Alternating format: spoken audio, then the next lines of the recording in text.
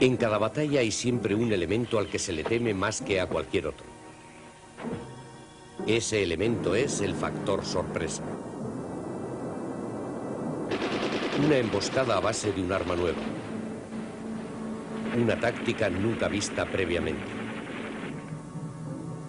Creadas en secreto, empleadas en secreto y capaces de destruir de una manera nunca conocida hasta ahora. Armas secretas. En este capítulo... Palmer para armas secretas. Un arma secreta es una máquina de pelea especializada creada por el hombre para caer sobre el enemigo de una manera letal e inesperada. Según esta definición, las fuerzas de élite son una de las más temibles armas de guerra sobre la Tierra. Desde los comienzos de la guerra, el mando militar se vio en la necesidad de unidades especiales cuya fanática fidelidad, increíble valor y terrible fiereza hizo de ellas el símbolo de la destrucción militar. Estas unidades son las que se utilizan para penetrar en lo impenetrable y hacer lo irrealizable. En sus acciones militares ponen a prueba la utilidad de las nuevas armas, lo que les llevará a la gloria o a la muerte.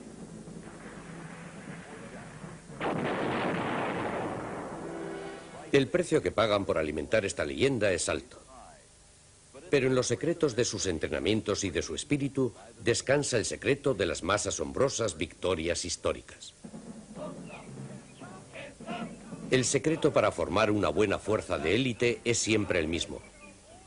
Hay que lograr que los aspirantes se imbuyan por completo en los moldes y tradiciones del grupo de élite, al margen de cómo se les haya reclutado. Se tortura sus cuerpos, no solo para endurecerles, sino para anular su espíritu y cualquier atisbo físico o mental de resistencia. Todo comportamiento o referencia civilizada es exterminado de raíz. Los instructores tienen un solo objetivo con sus alumnos: imbuirles del espíritu de la unidad. Las humillaciones para romper su espíritu forman parte de un cauterizante crisol que hace que unos individuos humanos fraguen y se fundan en una élite mortal. Incluso un experto tendría dificultades para identificar a las fuerzas de élite en acción. Podrían ser franceses o israelíes, o tal vez la Delta Force americana especializada en la lucha antiterrorista. Podrían ser los Rangers o los Boinas Verdes, la mejor unidad para operar detrás de las líneas enemigas.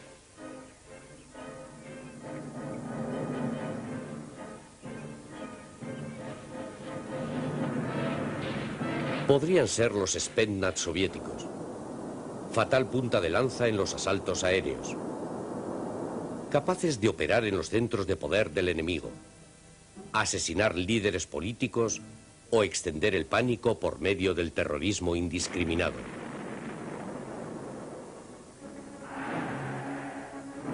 Pero incluso esta ferocidad palidece ante la sombra de una fuerza de élite que hizo de su nombre el puro símbolo del terror.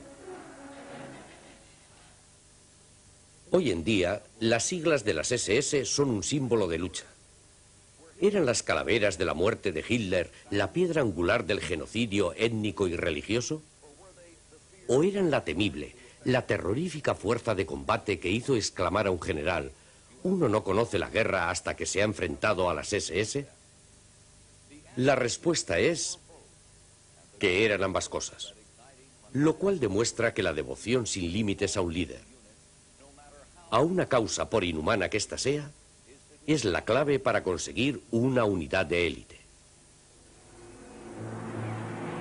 Nadie entendió la utilidad de usar una élite del terror como arma secreta con la intensidad de Adolf Hitler.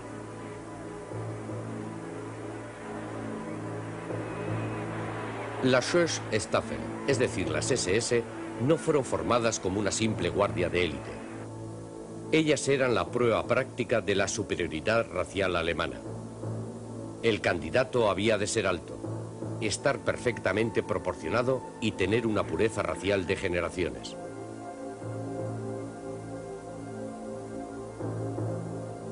En su calidad de superhombres, aprendieron que todo tipo de asesinato, fuera este político, religioso, racial o militar, era para ellos un honor. Las represalias salvajes y las rachas de exterminamiento se convirtieron en la especialidad de las SS. Semejante brutalidad demostró su utilidad cuando divisiones como la Waffen-SS fueron lanzadas al combate. Nombres como Das Reich, Deutschland y Germania fueron bien conocidos tanto en el frente oriental como en el occidental. En todas partes se las utilizó para reforzar a las flaqueantes líneas nazis. El deseo de Hitler de unir la sangre nórdica bajo el estandarte alemán condujo a la formación de unidades SS en muchos de los países conquistados. El secreto del éxito de las compañías multinacionales de las fuerzas de combate de la OTAN ha sido explicado por algunos por su semejanza con las SS.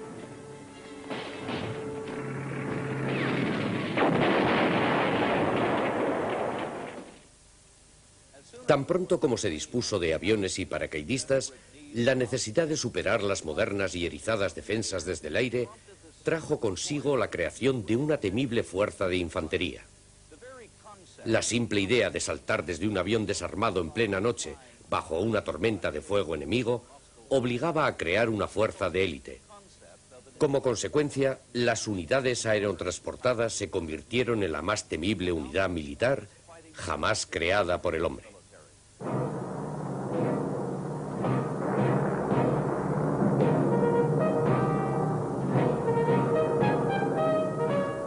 Las unidades aerotransportadas alemanas cayeron sobre Europa tan devastadoramente como los Panzers. La clave de las defensas belgas a lo largo del Canal Alberto residía en la erizada fortaleza de Ivan Imen. Debía ser tomada. Una unidad de paracaidistas se arrojó sobre ella en planeadores.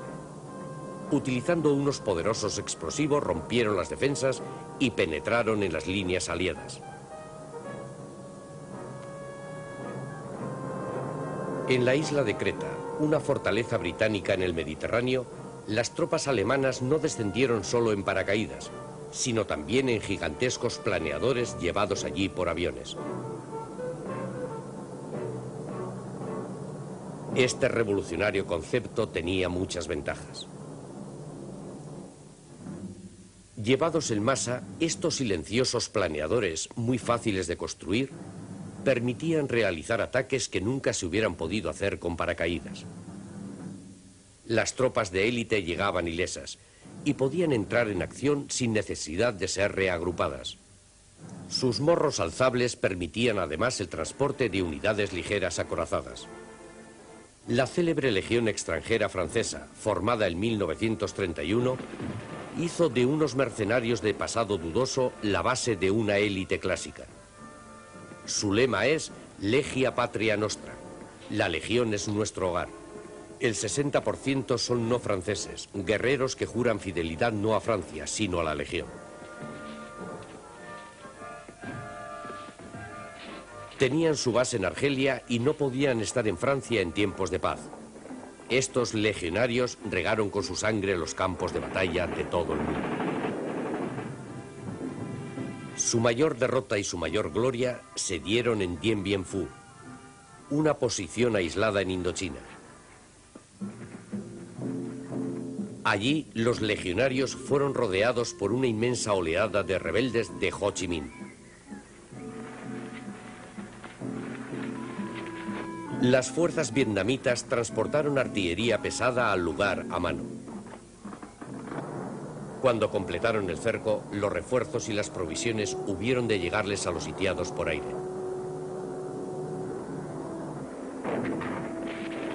Desde el 17 de marzo de 1954 al 7 de mayo del mismo año, las tropas francesas sufrieron 15.000 bajas en una heroica resistencia que forma parte de la leyenda de las fuerzas de élite.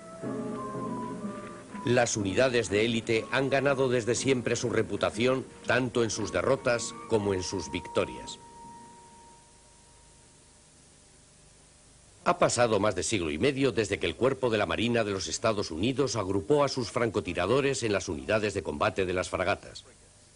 ¿Cuál es la razón de que todas las unidades de élite hayan mantenido siempre esta existencia paralela y a veces hasta enfrentada entre dos servicios siempre ávidos de ser tenidos en cuenta, es decir, el hombre y su equipamiento, dicho en una palabra, la necesidad. Una y otra vez, los marines han sido la fuerza que ha desequilibrado la balanza. Inmejorablemente preparados y tremendamente motivados, son la mejor baza para llevar a cabo un ataque sorpresa. La impresionante coordinación entre sus unidades y el navío nodriza han revolucionado las teorías militares.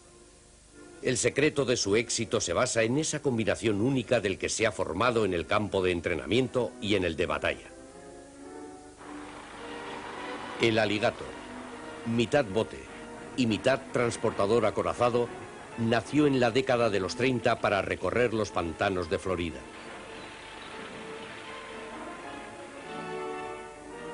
Los expertos de la Marina vieron el potencial del vehículo como transportador de lanchas de abordaje completamente equipadas y capaces de desarrollar una buena velocidad.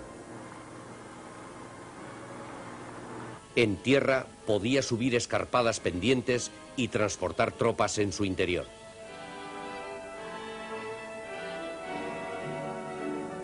Aunque la misión de las modernas unidades de asalto anfibias es la misma, los medios incorporados como el vehículo de desembarco de colchón aéreo, Air Cushion Landing Vehicle, se han modificado impresionantemente. Este vehículo de desembarco utiliza gigantescos aspiradores de turbina que le permiten deslizarse sobre una cortina de aire a 1 metro de la superficie del agua. Otros aspiradores impulsan al vehículo, libre de la resistencia de las olas y obstáculos terrestres, a una velocidad de 80 nudos la hora. El ACLV ni siquiera detiene la marcha cuando ha de pasar del agua a la tierra y adentrarse por el interior de esta. El buque transbordador de helicópteros resuelve el problema de la formación de una fuerza de asalto sin el concurso de una docena de diferentes tipos de buques de desembarco y de apoyo logístico. Estos enormes buques no son los portaaviones que parecen ser a primera vista. La cubierta de vuelo transporta el apoyo aéreo de la Marina, incluyendo helicópteros de transporte de tropas y armamentos, y los Harrier de despegue y aterrizaje vertical.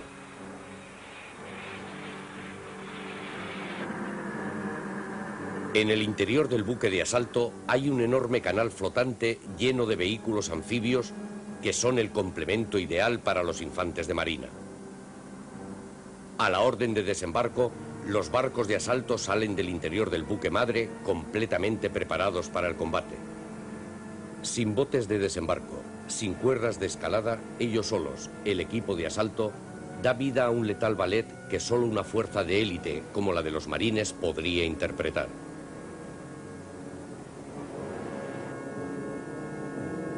La dura experiencia del Vietnam añadió nuevas y más especializadas élites de combate a estas fuerzas especiales. Más que ninguna otra guerra, la del Vietnam exigió la realización de operaciones secretas llevadas a cabo por diversas fuerzas. Los boinas verdes tenían que adentrarse en el interior del país para alistar, entrenar y dirigir a los indígenas contra el enemigo. Los Rangers se adentraron en la jungla para responder con una ración de su misma medicina a las emboscadas que éste realizaba. La configuración del sur del país, formado por el delta del río Mekong y la inmensa área que cubren sus incontables meandros, exigía la formación de una fuerza de la Marina en tierra firme. No había otra manera de impedir que las inmensas arterias del gigantesco río aprovisionaran de suministros al enemigo. Unidades de élite de la Marina desarrollaron sus propias armas secretas y supieron utilizarlas inmejorablemente. La necesidad más urgente de la fragmentada guerra que era el Vietnam era conquistar el corazón y la cabeza de la gente. Esto exigía la presencia de una nueva fuerza de élite, la denominada Equipo A, cuyos miembros ofrecían ayuda médica y económica a la población local.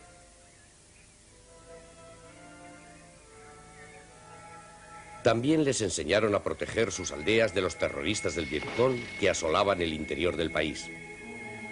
Estos equipos eran trasladados a sus zonas de operación y sacados de ellas por helicópteros. Los secretos de las zonas de aterrizaje pronto serían familiares a los hombres de estas fuerzas. Dado que los helicópteros muy cargados no pueden despegar o aterrizar verticalmente, tenían que aproximarse a la zona casi como un avión regular. En este proceso, las zonas deben reunir una serie de mínimos. Debe haber 50 yardas de distancia entre grandes árboles. Se debe limpiar de arbustos una zona de 35 yardas. Y el calvero ha de medir un mínimo de 15 yardas para que el helicóptero pueda aterrizar. En Vietnam se ideó un método secreto de limpiar la zona de aterrizaje. Un avión arrojaba una bomba de 5.000 kilos a la que se le adosaba un paracaídas.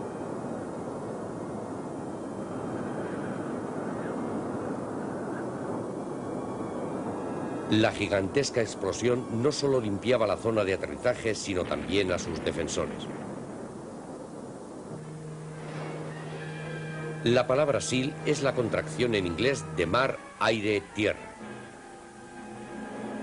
Esta pequeña y exclusiva unidad tiene sus orígenes en los temibles equipos de demolición submarinos de la Segunda Guerra Mundial. Estos se componían de hombres que nadaban desarmados hasta las playas enemigas, desde Normandía hasta el Pacífico. Su misión consistía en informar sobre las defensas y sobre la profundidad de sus aguas, así como hacer volar objetivos.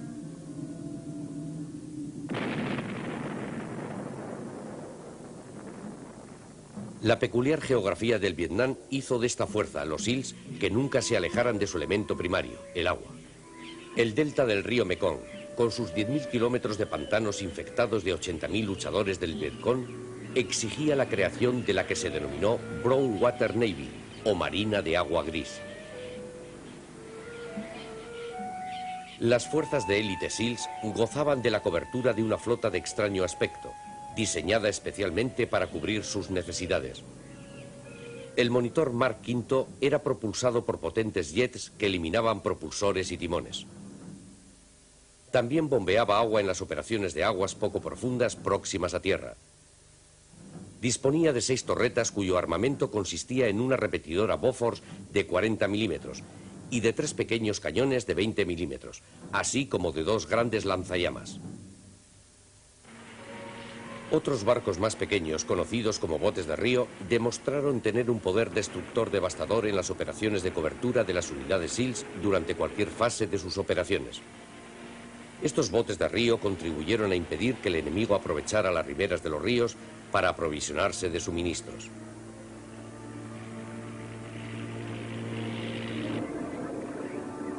Pero la cautela es todavía el arma más importante en el arsenal de las fuerzas de élite.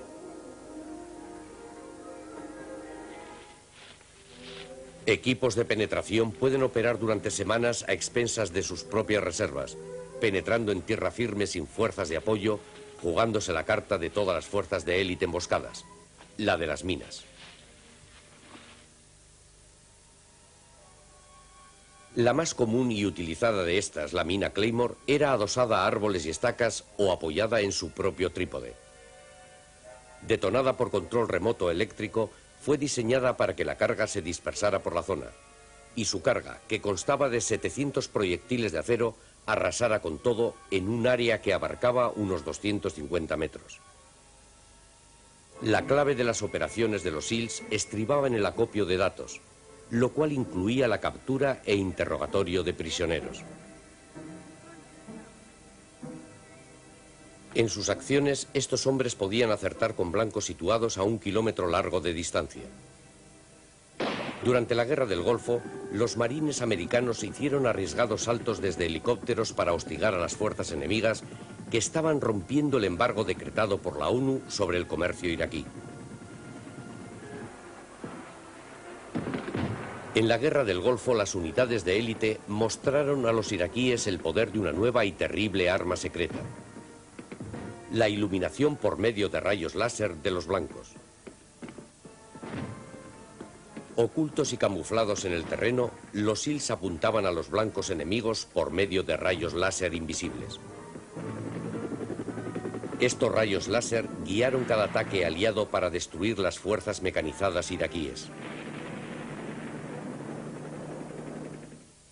En un contexto en que los ejércitos disminuyen sus efectivos de una manera impresionante y la dramática reducción de las grandes unidades que ha provocado la alta tecnología, todo apunta a que el mundo de las fuerzas de élite aumentará. No todas las naciones pueden soportar la carga de un ejército convencional. Las fuerzas especiales son la clave para mantener lo mejor de este.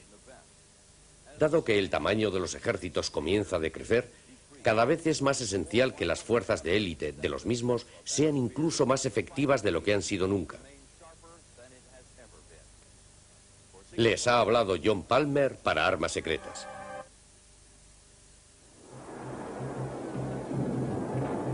En cada batalla hay siempre un elemento al que se le teme más que a cualquier otro. Ese elemento es el factor sorpresa. Una emboscada a base de un arma nueva. Una táctica nunca vista previamente. Creadas en secreto, empleadas en secreto y capaces de destruir de una manera nunca conocida hasta ahora. Armas secretas.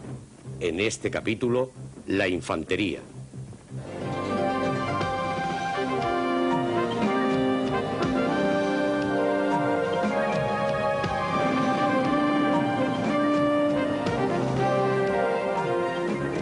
John Palmer para Armas Secretas. Esta insignia de combate de la infantería nos recuerda que no todas las armas secretas tienen un cuerpo de titanio o cerebros de silicona, ni cuestan millones de dólares. El hecho es que el arma más importante de todas tiene un cuerpo constituido por unas cuantas combinaciones químicas de lo más comunes. Y el arma más cara, dotada de una tecnología superpunta, no sería nada sin este apoyo. Este arma es el soldado de infantería, el tragabarros, el gruñón o, como le llaman los demás cuerpos del ejército, los patas. Ocupa terrenos y expulsa de ellos al enemigo. Solo él, como decía un general, puede sacar al otro ejército de sus agujeros y hacerle firmar el tratado de paz. Mientras muchas de sus armas secretas son increíblemente simples, ellos son tan desconocidos para los civiles como es la composición de una bomba nuclear. En el siglo XVII, la infantería, una vez entrada en combate, estaba tan desorganizada como una pelea de barracón. Luis XIV, el rey francés, imitando a los ejércitos suecos, utilizó dos armas de una pasmosa sencillez, pero muy efectivas. Convirtió los masivos ejércitos en regimientos organizados a los que dotó de uniforme reglamentario y de estandartes, de manera que sus responsables pudiesen identificar y dirigir a sus unidades en el combate.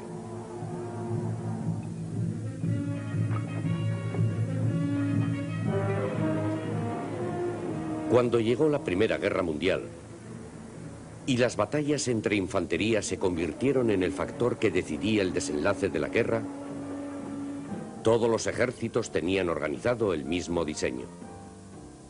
La base la constituía la escuadra, integrada por pelotones, compañías, batallones, regimientos, divisiones, cuerpos y ejércitos, los cuales agrupaban a unos 100.000 hombres. A comienzos de esta guerra, los ingleses inventaron un rifle de precisión tan eficiente que parecía que iba a ser el arma definitiva en las batallas de infantería.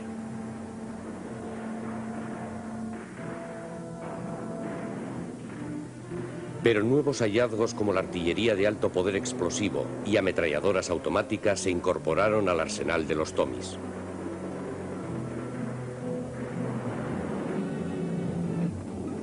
La necesidad de proteger a los hombres en medio del combate dio lugar a la innovación más importante de esta guerra: las trincheras. Los fosos aislados se convirtieron en redes coordinadas. Incluían barracones, puestos de mando e incluso sistemas de desagüe.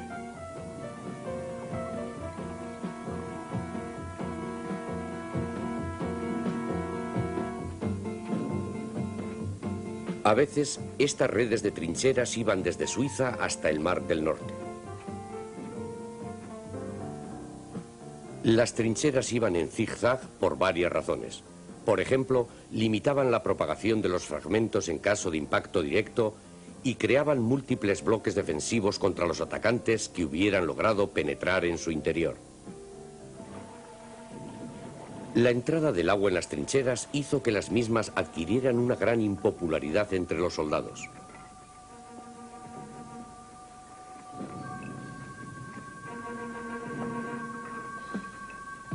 La gangrena, fácilmente causada por unas botas siempre frías y húmedas, ocasionó multitud de amputaciones.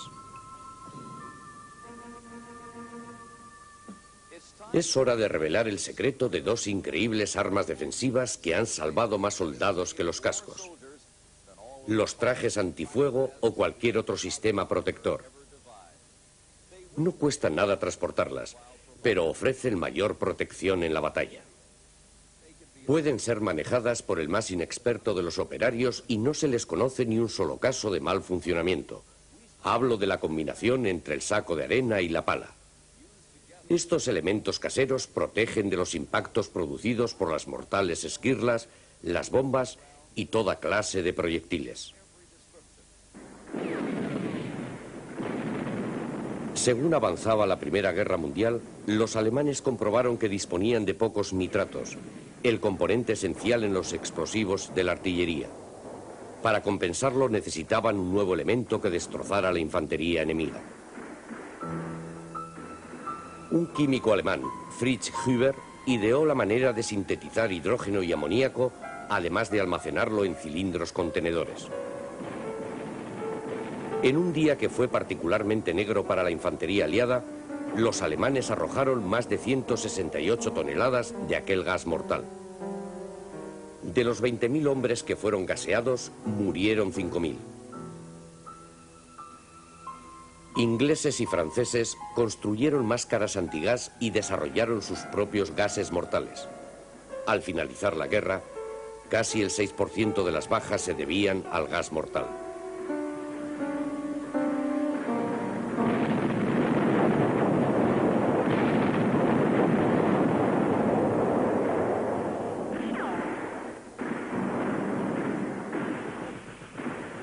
Cuando los observadores militares americanos vieron la carnicería que supuso la segunda batalla de Verdún en 1916, prohibieron el uso en el ejército americano de un arma tan brutal, salvaje y mortal.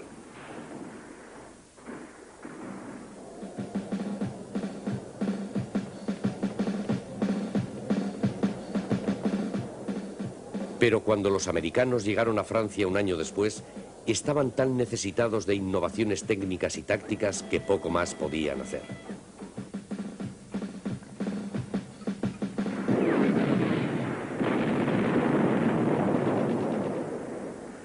Aunque los americanos lucharon menos de un año en Francia, sufrieron la escalofriante cantidad de 150.000 bajas. Casi todas ellas se produjeron en la infantería.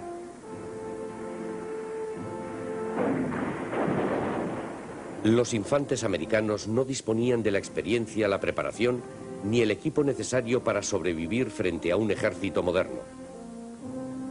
Había llegado la hora de cambiar.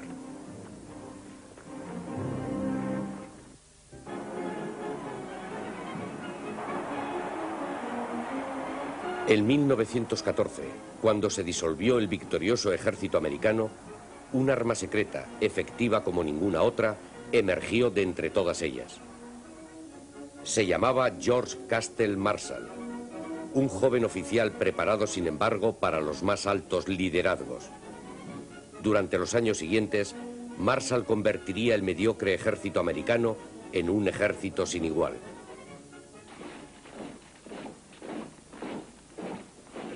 En el ejército americano que finalizó la Primera Guerra Mundial, nada funcionaba bien. La enorme fuerza de 132.000 hombres disponía de tan pocos oficiales que un simple soldado podía ejercer labores de teniente durante más de 20 años. Las academias militares solucionaron en parte el problema, con centros de estudio y de desarrollo de nuevas tácticas. América tenía que conformar y organizar su infantería con armas operativas que ya poseía, pero que habían sido perfeccionadas durante la guerra. El secreto que transformó la brutal y desordenada infantería de un ejército que ganaba por coraje, arrojo y suerte, en otra en la que dominaba la precisión y la cohesión, fue descubierto por los prusianos el 25 de noviembre de 1803. Ellos introdujeron el concepto de mando general. De repente, la guerra dejó de ser cosa de amateurs. La ciencia fue codificada y enseñada. Y los graduados fueron integrados rápidamente en el ejército para cooperar en el campo de batalla. El papel de líder podía ser intercambiado. Los hombres habían sido adiestrados para luchar como lo habían hecho sus antecesores y como lo harían los posteriores. Por lo tanto, la estrategia podía ser confiada no solo a un general del más alto rango, sino también a un simple teniente. La guerra cambió para siempre. En 1927, George Marshall, con el cargo de teniente coronel y subdirector de la Escuela de Infantería de Fort Benning, en Georgia, modificó por completo la estrategia instructora de todo el ejército. Más tarde, como máximo responsable de este, aligeró las masivas divisiones de 24.000 hombres, reduciéndolas a 15.000, dotándolas así de más movilidad y capacidad de fuego.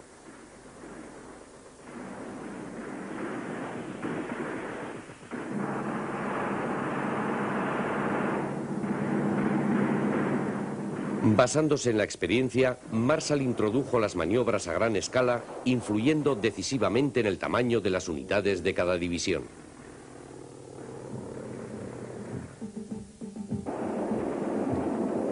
En la posterior Segunda Guerra Mundial, una de las innovaciones que llevarían a cabo las tropas de infantería aliadas sería el denominado ataque envolvente.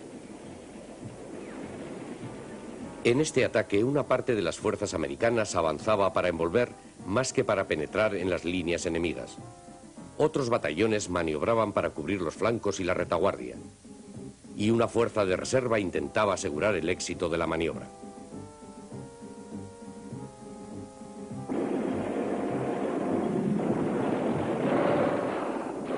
Mientras otras tácticas más sofisticadas no resultaban efectivas en la confusión de la batalla, el ataque envolvente demostró siempre su validez en el frente de los aliados.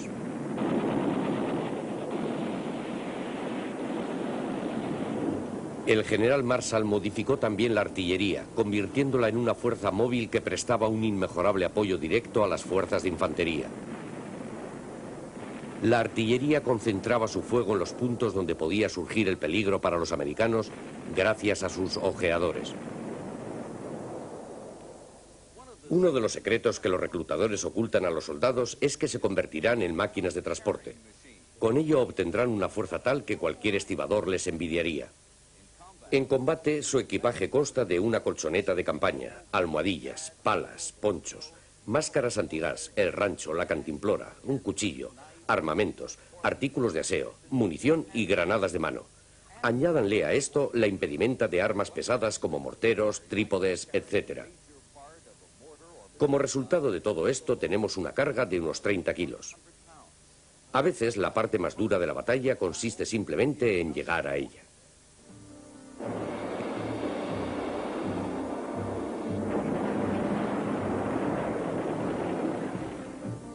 Aunque las bajas americanas en los hombres de infantería sí fueron considerables durante la Segunda Guerra Mundial, no fueron tan elevadas como las de los alemanes y japoneses. Algunas unidades sufrieron bajas del 400%. En ellas hubo que recurrir a sucesivos reemplazamientos. Algunos ejércitos aliados recurrieron a rotar las unidades de primera línea, pero necesitaban siempre divisiones de repuesto.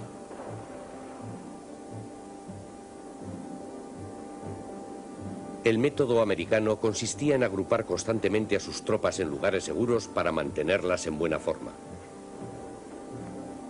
Su método contrastaba con el de los alemanes, que unían a los soldados con viejos camaradas, a pesar de las pérdidas, con el fin de mantener la moral y el espíritu de combate.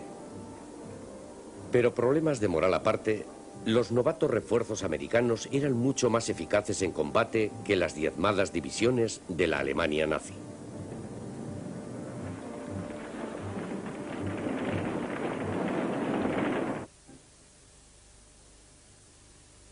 Uno de los grandes secretos del triunfo o del fracaso de la infantería reside en un arma que no tiene nada que ver con la habilidad o el coraje. Es invisible durante el combate, sin embargo es mortal.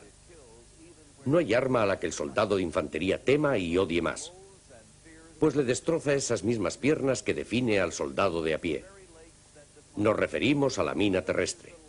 Provoca tal terror que puede hacer temblar a todo un ejército a cada paso que da. Y no le faltan razones. En el teatro de operaciones de la Segunda Guerra Mundial en Europa, los alemanes utilizaron una de las más terribles armas de la guerra. Conocida con el nombre de Bausimberi, esta terrible mina no se contentaba con segar las piernas de los soldados. Al ser pisada, un primer explosivo destrozaba sus órganos vitales. Luego, una segunda explosión lanzaba una auténtica andanada de destrucción que se esparcía por todo el área.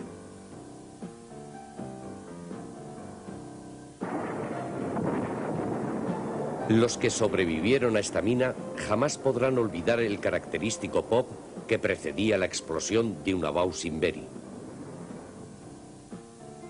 Aprender a sobrevivir a una explosión de estas es una de las primeras cosas que se enseñan en el entrenamiento de los soldados. Las antiguas palas de madera son inadecuadas frente a los modernos modelos de minas actuales. Los diseñadores de armas secretas pusieron a punto una nueva mina de cargas explosivas metálicas capaces de volar y explotar en medio de las filas enemigas.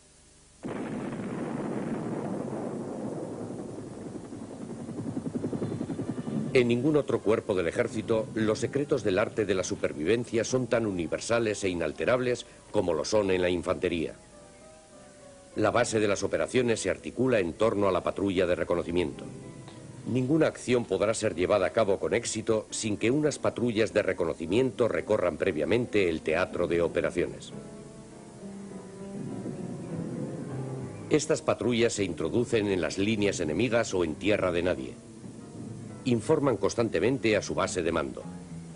Patrullas fijas guardan posiciones para analizar el avance del enemigo, establecer contacto con él y detener su avance. Las patrullas de combate acosan al enemigo, se enfrentan a él y obstaculizan sus movimientos.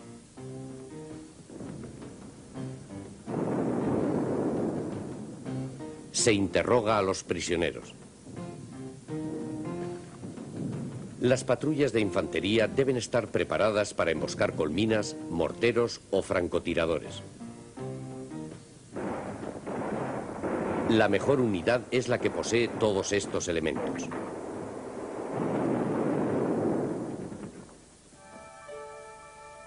La patrulla se coloca en forma de L cuando el enemigo está en terreno descubierto y tiene bloqueada por el terreno la que sería su vía de escape.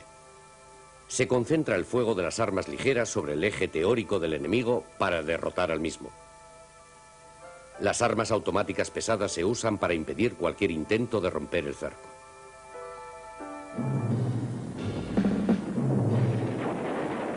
La pelea urbana es el infierno para el soldado de infantería, pero también aquí hay ciertas normas que le ayudan a sobrevivir. Evitar puertas y ventanas tras una explosión. Limpiar los edificios piso a piso. Cubrir siempre adecuadamente al hombre que va en cabeza. Y siempre, siempre arrojar una granada antes de entrar a un lugar.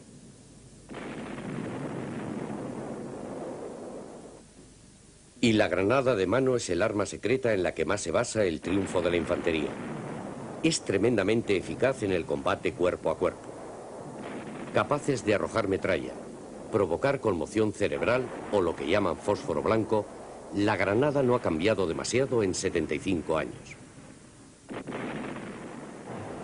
Uno de los secretos para avanzar con seguridad en la infantería americana se denomina avance a saltos. Cualquiera que haya visto una película del oeste lo reconocerá fácilmente. En este tipo de operaciones la unidad de avance se divide en dos. El pelotón de protección resguarda con su fuego la marcha del pelotón de avance. Cuando el pelotón de avance establece sus posiciones, se convierte en un nuevo pelotón de protección. Y el que era antes pelotón de protección pasa a ser el nuevo pelotón de avance.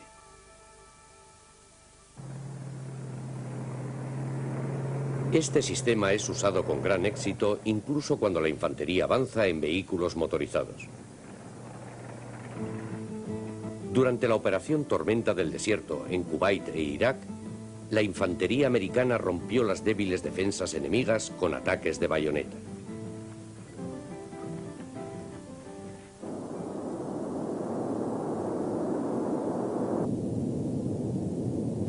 Finalmente, para la infantería americana, la batalla fue como un paseo gracias a las ventajas que les proporcionó la tecnología estadounidense.